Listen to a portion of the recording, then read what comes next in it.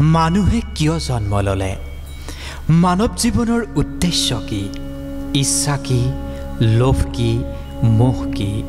সুখ কি দুখ কি আৰু ভয় কি জীৱনটোৰ অৰ্থ কি আহক আজি মহাদেৱৰ পৰাই শিকো জীৱনৰ উদ্দেশ্য নমস্কাৰ মই কৃষ্ণ ভূঞা আপোনালোকে চাই আছে be positive and always be positive মহাদেৱে কৈছে ধন মানুহৰ বাবে অতি আৱশ্যক কাৰণ ধনেৰে ইচ্ছাবোৰ পূৰণ কৰিব পাৰি কিন্তু যেতিয়া ইচ্ছাবোৰেই মানুহৰ বেছি আৱশ্যক হৈ পৰে তেতিয়া হাজাৰ ধন থাকিলেও সেয়া পৰ্যাপ্ত নহয় কাৰণ ইচ্ছা অন্তহীন সেইবাবেই কেতিয়াও শেষ নোহোৱা ইচ্ছাবোৰৰ পিছতেই মানুহে দৌৰি ফুৰে ধন ঘটি সঞ্চয় কৰাটোকেই জীৱনৰ লক্ষ্য কৰি লয় মানুহে লোভী হৈ পৰে মানুহবোৰ মানুহে পাহৰি যায় জীৱনৰ মূল লক্ষ্য ঈশ্বৰৰ কাষলৈ যোৱা এনেকুৱা লোভী মানুহৰ মৃত্যুৰ সময়তো এটা দুখেই থাকি যায় যে তেওঁ কি পাবলৈ বাকী ৰৈ গ'ল এনেকুৱা সময়তো তেওঁ এটা পলৰ বাবে ঈশ্বৰক স্মৰণ নকৰে মানে মৰিবলৈ ধৰাৰ সময়তো তেওঁ এবাৰো ঈশ্বৰৰ নাম নলয় ধন যিমানেই নাথাকক মুখ্য প্ৰয়োজন কিন্তু ধন নহয় লাজ ঢাকিবলৈ বস্ত্ৰ ভোগ গুচাবলৈ অন্ন জিৰণি ল'বলৈ সৰু হ'লেও এটা জুপুৰি এইখিনি প্ৰয়োজন পূৰ হোৱাৰ পিছতো কিবা যদি আপুনি পাব বিচাৰিছে সেয়াই হৈছে ইচ্ছা এজন ধনী লোকৰ হাতত যিখিনি অতিৰিক্ত ধন থাকে সেইখিনি তেওঁ দুখীয়াৰ কল্যাণৰ বাবে দান কৰা উচিত যিসকলে নিজৰ মূল প্ৰয়োজনখিনিও পূৰ কৰিব পৰা নাই তেওঁলোকক দান দিয়া উচিত এনেকুৱা কৰিলে সমাজত সদ্ভাৱনা জীয়াই থাকিব মানৱতাবোধ জীয়াই থাকিব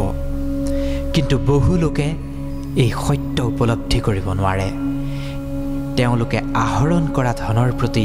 ইমানেই মোহ সোমাই যায় যে তাৰ তিল মানুহ তেওঁলোকে কাকো দিব নিবিচাৰে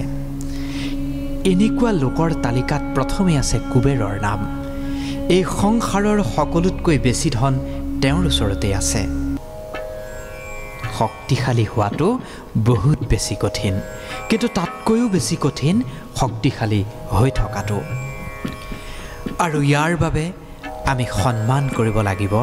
যাৰ কাৰণে আমি শক্তিশালী হ'ব পাৰিলোঁ সেইজনক অন্যথা আমি নিজৰ ওপৰতেই কোনোবা দিনা নিয়ন্ত্ৰণহীন হৈ পৰিম আৰু সেয়া আমাৰ পতনৰ কাৰণ হৈ পৰিব জীৱন যুঁজত পোৱা প্ৰতিটো দুখ ঠেকা আৰু ভুলৰ পৰাই কিবা নহয় কিবা এক শিক্ষা পোৱা যায় যি শিক্ষা পোৱা যায় সেয়া কেতিয়াও পাহৰি যোৱা অনুচিত বেয়া আৰু ভালৰ মাজৰ যুঁজখন এনেকৈয়ে চলি গৈ থাকে আজি এটা অধ্যায়ৰ শেষ হৈছে কাইলৈ আন এটা অধ্যায় আৰম্ভ হ'ব যেতিয়ালৈকে এই সংসাৰত বেয়া থাকিব তেতিয়ালৈকে ভালো থাকিব মহাদেৱে কৈছে বেয়া আৰু এই ভালৰ মাজৰ যুঁজখনত কিন্তু সদায় ভালখিনিৰেই জয় হ'ব সুখ প্ৰত্যেকজন মানুহৰ মূল কাম্যই হৈছে সুখ প্ৰাপ্তি পৰমানন্দ প্ৰাপ্তি কিন্তু আমি সুখক নহয় সুখ প্ৰদান কৰা বস্তুবোৰ একত্ৰিত কৰাটোকেই জীৱনৰ উদ্দেশ্য বুলি মানি লৈ আহিছোঁ যিবোৰ বস্তুক আমি সুখৰ আহিলা বুলি ভাবি লৈ একত্ৰিত কৰোঁ সেইবোৰ সদায় আমাৰ লগত কিন্তু নাথাকে যি ব্যক্তিয়ে সত্য জানিও লোভ পৰিত্যাগ নকৰে তেওঁ সদায় হেৰুৱাৰ ভয় লৈ জীয়াই থাকিব লগা হয় মহাদেৱে কৈছে যিজনে সত্য নাজানেই তেওঁ সদায় অহংকাৰ লৈয়ে জীয়াই থাকে আৰু য'ত অহংকাৰ আৰু ভয় থাকিব তাত সুখ কেনেকৈ থাকিব কোনোবাজনৰ এটাই দুখ যে তেওঁৰ হাতত একোৱেই নাই আৰু যিজনে সকলো পাইছে তেওঁৰ এটাই দুখ পাবলৈ দেখোন একোৱেই নাই গতিকে পোৱা নোপোৱাৰ হিচাপ বৰ বেছি কৰি নাথাকিব ভয় পাবলৈ ইচ্ছা যেতিয়া থাকিব সেয়া হেৰুৱাৰো ভয় থাকিব যদি জীয়াই থকাৰ ইচ্ছা আছে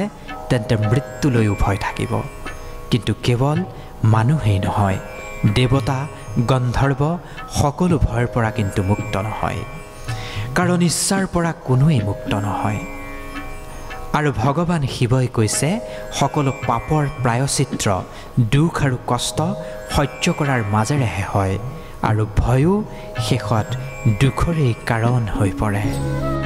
মহাদেৱে আপোনাৰ মংগল কৰক ভিডিঅ'টো যদি ভাল লাগিল অনুগ্ৰহ কৰি লাইক শ্বেয়াৰ কমেণ্ট কৰিব আৰু চেনেলটো ছাবস্ক্ৰাইব কৰি দিবলৈ নাপাহৰিব ধন্যবাদ